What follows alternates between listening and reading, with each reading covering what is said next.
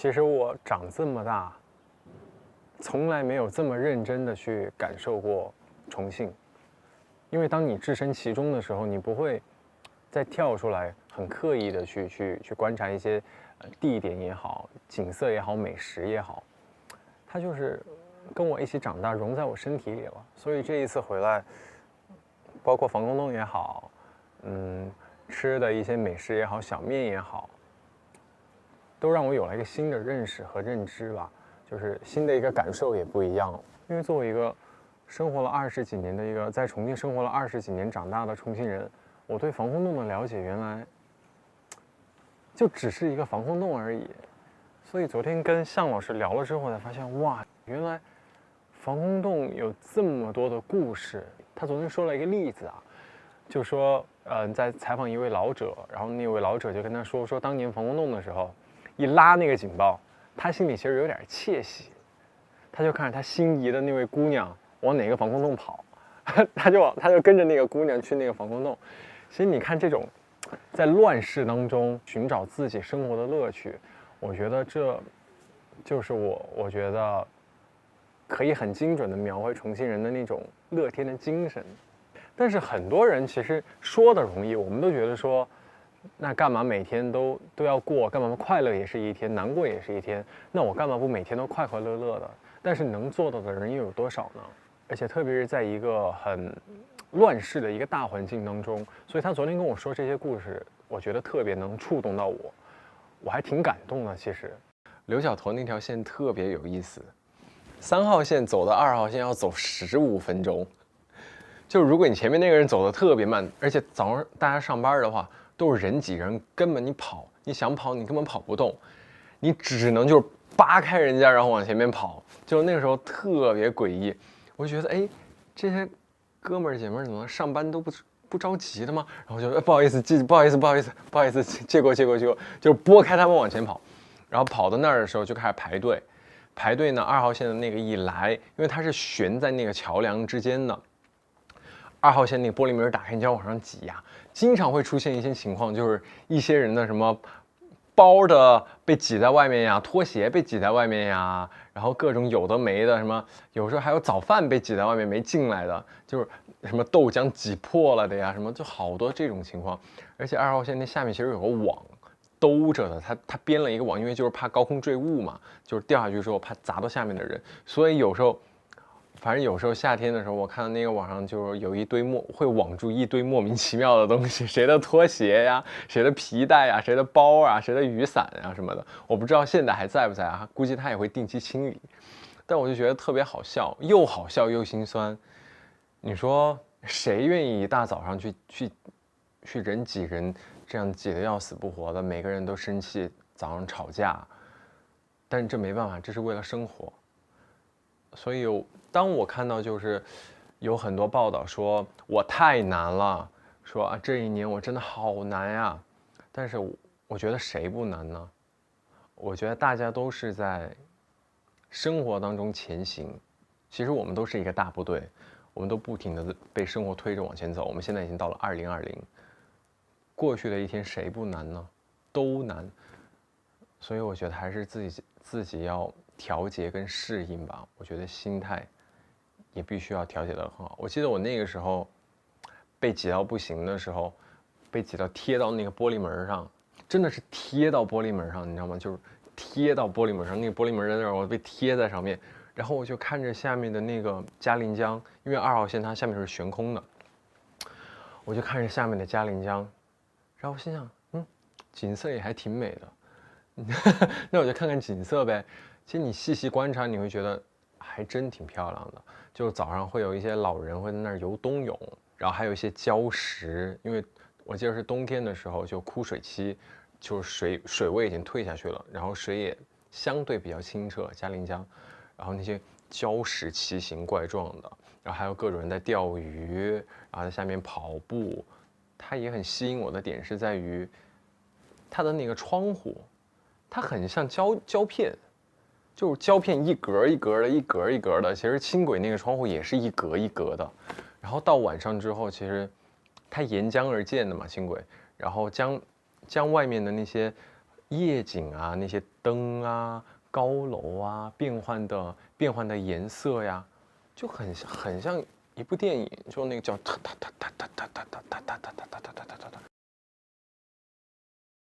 我喜欢它的夏天，我也喜欢它的冬天，就是两种感觉。夏天热情似火，冬天你会觉得它的那种寒意是沁到骨子里面的，就是魔法伤害。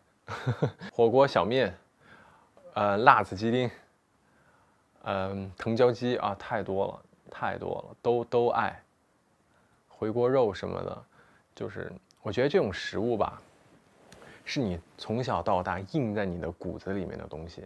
就你提到这个食物，你的口腔分泌的那个唾液是本能的。我现在已经有那个辣子鸡丁的那个味道在我的口腔里面了，很奇怪。但是我很久没吃过辣子鸡丁了，但是我现在就根本不用说，我以前经常去一家面馆吃面，它也没有名字，它就是一个阿姨，然后那个阿姨特别好，因为我每次去我都会跟她说，我说阿姨比如说我吃那个抄手，我们叫抄手，我说阿姨我要少抄手多菜，然后阿姨就会给我放很多菜，但是她也没有给我少放很多抄手，她就每次我去我也不用说，我说还是老样子，然后她就知道怎么给我弄，多给我放一些蔬菜在里面，所以就是有时候其实你就看着她吧，你就看着那个阿姨在那儿忙活，你心里面就特别暖。她可能就是一个摊子，但周围街坊都在这儿吃，然后一吃就十几年，她的孩子也在这吃，她的孙子也在这吃。渐渐的，大家其实已经融为一个情感的寄托。可能今天我不吃这个面，或者今天他没开门，就上升于说，哎，对这个人的关心了。其实渐渐的已经不是说一碗小面的问题了，有的时候其实是从食物变成了生活的一种习惯，变成了人们相处之间的一份情感。我觉得这个其实是在我心目当中的重庆美食的力量。其实你要说我小时候，特别小时候，居住的那个环境，其实我特别喜欢。有时候我做梦啊，我还经常梦到梦回那个时候。我们小时候吧，90年的初期的那一代小孩儿，多媒体没有那么发达，没有手机，也没有电脑，可能那个时候就只有游戏厅那种投币的那种，但是小孩不能去嘛，就偷摸的去。但是更多的时候呢，其实就是街坊邻居，小时候做完作业，然后下楼在楼下喊一嘴，哎谁，快下来玩儿，就哗，一小区的小孩全下来了，然后大家就玩，捉迷藏啊，然后丢沙包呀，就是各种什么，反正几部游戏什么有的没的那种，全是那种互动性的游戏。我现在也记得，我们家楼下1楼，他就改造了一个小卖部，然后我们所有的小孩都在他那儿买零食吃。我记得小时候还真有送那个牛奶的，骑个自行车，新鲜的牛奶每天都挤好了，然后过来给你们，然后你要自己拿袋子、拿桶去接，特别有生活气。我记得那个时候，一到下午5、6点，你就会听到吆喝声，就是那种什么买牛奶，然后什么还有还有啥子，还有什么那个肥肠，我们那个肥肠，就是各种就是卖那些小菜的，你知道吗？就觉得哇，好怀念那个时候。然后那个时候的小区的那种社区里面，永远都飘着厨房里面，然后妈妈也好，奶奶也好，然后在烹饪的食物的饭香味儿是弥漫在整个小区的，特别美好。我觉得那个时候特别有生活气，每个人都是特别鲜活。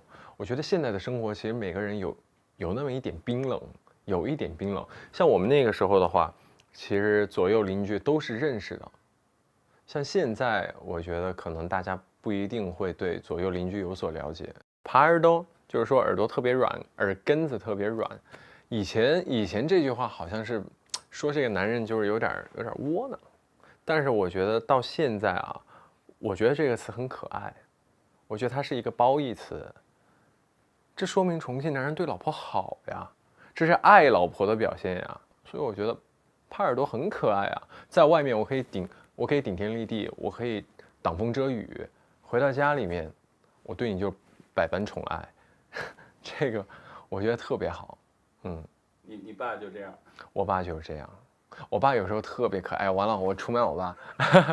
我爸特别可爱。我爸有时候会这样跟我妈说：“哎，你在外面给我点面子嘛。”就特别可爱。我觉得他们俩就挺好的，就很标准的。在我眼里是很标准的重庆的夫妻。因为我妈妈在外面其实就是不太说话，其实就是听我爸爸的，我爸说什么就说什么。但回到家里，然后我爸就是还是很迁就我妈妈。对于我来说，我觉得我就以他为好，以他为傲，以他为骄傲。可能有的小朋友也好，其实我在青春期的时候，我有想过说，我要不要离开重庆，去更大的城市？大家那个时候都说北上广，我要不要也去北上广看一看？比如说到设计的话，都肯定北上广是中国最先锋的嘛，走在最前面的。自己也想过说要不要去看一看。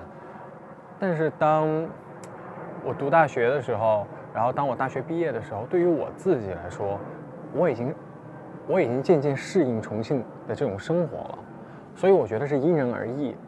所以当时我觉得说留在重庆其实也挺不错的。我觉得如果说我不能在外面做到一个非常领头的这样一个位置，或者说是非常顶尖的一个位置，那我为什么不能踏踏实实的在我的家乡把自己做到更好呢？做到最好。其实当时我是这么想的，但阴差阳错的还是离开了重庆。所以我觉得这个真的是缘分吧，就是奇妙的地方。你看现在重庆的高楼大厦这么多写字楼，5 A 的写字楼也好，里面有多少年轻人在里面工作呀，怀着梦想啊，奋斗啊。可能有的人是不喜欢，可能有的人是被家里被迫要工作，或者给你找的工作怎么样。但是我相信更多的年轻人是因为自己有这一颗奋进的心，想要做到以前上学的时候自己的梦想，自己励志的理想，就还是在为这个理想去奋斗。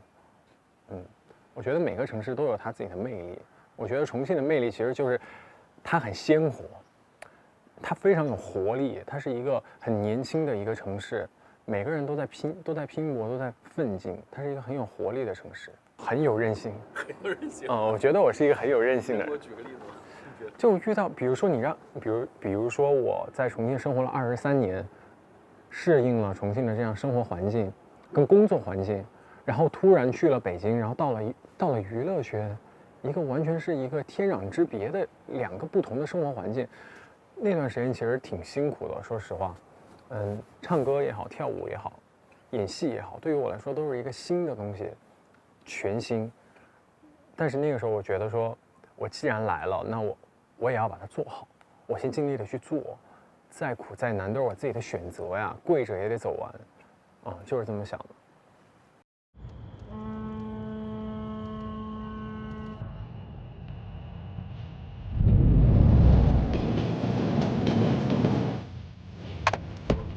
哎呀，我是真的好久没回来了。哇哈！你看哪里是我小时候印象中不一样噻，你那么多年都没回来了。我小时候朝天门，小时候在批发市场。对。空中道路3层，飞机、索道与轻轨，地面3层马路，水里跑着轮船。欢迎来到8地城市大重庆。高架桥上，星星骑着机车在车流中穿行。穿楼而过的地铁把圆圆送到她要去的地方。女孩子就是不放过任何一面镜子。溜过头。出租车上的肖战感受到了回家的放松。我们的3位主人公在城市的不同维度穿行。实习时候，天天在留守换乘。我以前就是挤3号线的时候，被挤到那个玻璃门的边框，然后下面就是那个，下面就是嘉陵江，然后你就被贴在那儿，然后就恐高的人就会犯晕、脚软，但真的很漂亮。我记得以前大家跟我说啥子苍蝇馆馆，苍蝇馆馆。对。哎，明儿到时候我来带你去吃重庆小面，你吃了那个味道，你的感觉回味无穷啊！你吃干点加个煎蛋嘛。或者是哇，都是干点加煎蛋，哇，哇，口水都流出来了。明天早晨我就来接你。可以，没得问题。好的。凌晨3点起床，4点煮面，油辣子、花椒粉、花生碎、小葱、香菜、芝麻酱备上，等待最早一批出租车司机顾客。小面店老板和他们的第一波顾客唤醒了重庆。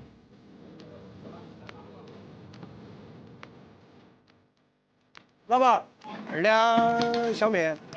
我也要2两。我加个煎蛋。要不要海椒？少放点海椒。为了能吃上记忆中的板凳面，肖战起了个大早，趁天没亮，跟郑师傅一起过来。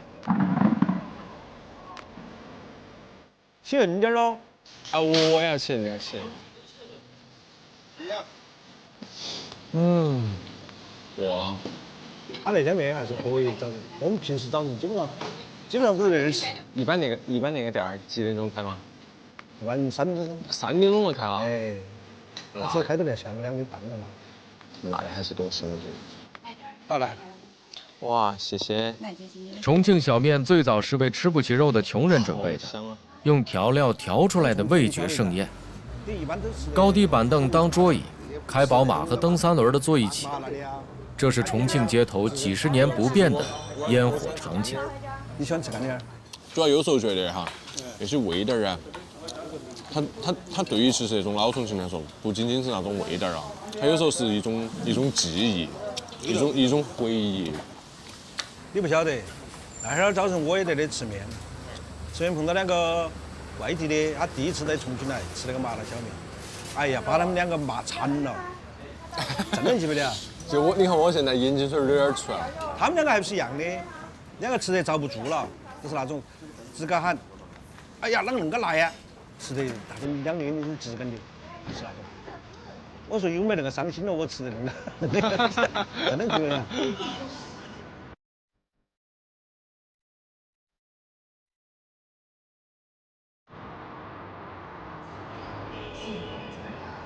23岁的圆圆是古老的相声行业里一名年轻的从业者，重庆本土曲艺剧团原声社的元老。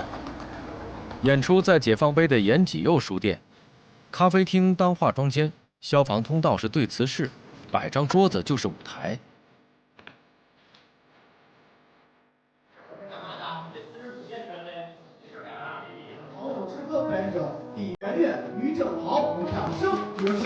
圆圆是少见的女相声演员。传统相声中万年不败的屎尿屁粗俗梗，女生不太能说，或是她要寻找更升级的表演方式。谢谢大家。刚才主持人也说了啊，之前啊都是男生在表演，对头。现在不一样了，啷个嘛？一对女娃给大家表演一段。我们啊今天是讨厌。爪子嘛，你还真的当真的了？2个女娃。圆圆来自和重庆相爱相杀的四川，被重庆人热情的接纳。基本功，说学逗唱，80万块。说学逗唱，太棒了。不鼓掌吗？各个地方有各个地方的方言。我觉得你在说废话。重庆方言相声早已存在，但在抖音上走红也就是这1、2年。之前原声社演出时，常常演员比观众多，如今终于有了第1桶粉丝。不仅合影是工作，被捏脸蛋儿也变成圆圆的一个工作项目。我又想在那里打板了。观众离去了，演员却久久不愿散场。小伙伴们走着，意气风发地讨论着。搭档于振豪声称要在解放碑的街头打一段快板儿。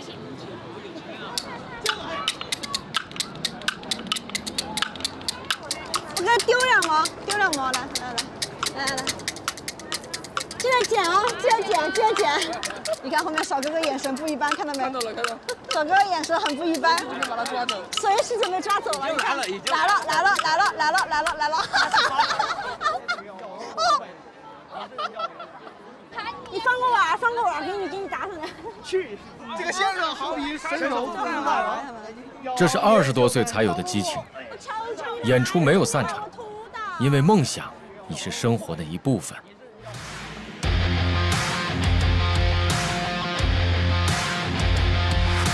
重庆道路上坡下坎起伏不平，摩托车是最方便的交通工具。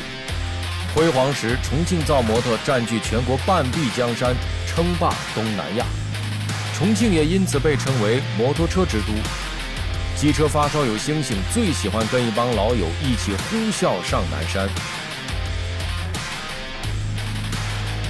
星星想象中的自己是闯荡江湖的浪子，但他的日常画风其实是这样的。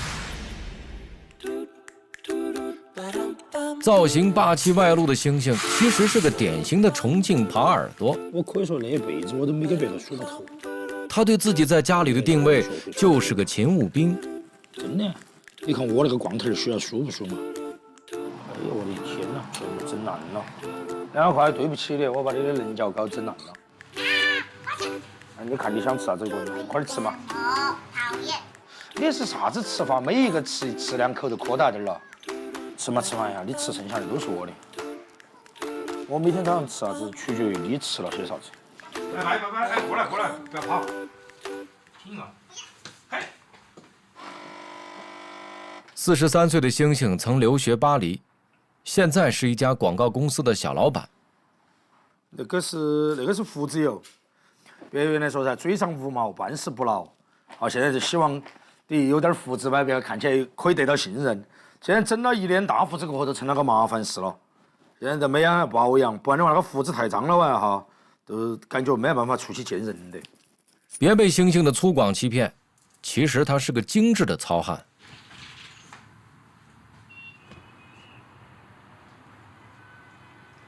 自家阳台上，老重庆星星见证了新重庆的成长。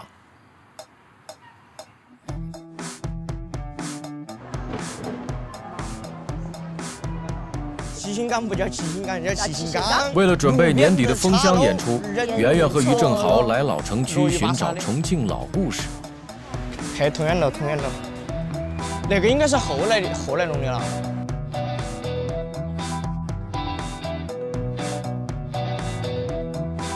我们要去出去了，是不是？啊，走吧，我们去。所以老重庆5城原来都是渝中半岛啷个来的嘛？它就是那个追来就相当于。有点打个板儿吧，不然打个卡，打个板儿。勤奋的于正豪又开始打板，哎，但却是圆圆遇到了粉丝。人生啊！ 是，哎呀，别，过来就逛一逛这些景点，就逛一逛这些老城墙啊，然后就找一找历史故事，然后就写素材。咋还有粉丝？我今天没画。重庆古城门9开8闭是参照9宫八卦布局。如今许多城门已不复存在，但八卦迷宫却成为了城市特质。哎呀莫，老黑了。在山城。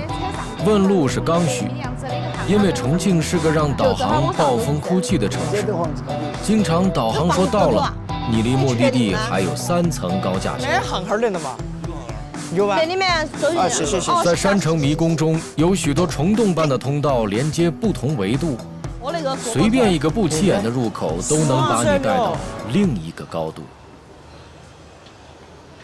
来问下呀。 最后一站是朝天门码头，你还 OK 吗？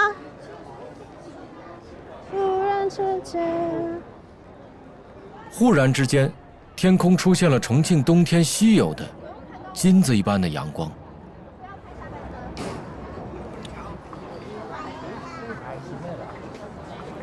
外地人来重庆的话，可能更多的都是看重庆的那种奇观，对，就是那种高低起伏的东西，你们在外地看不到。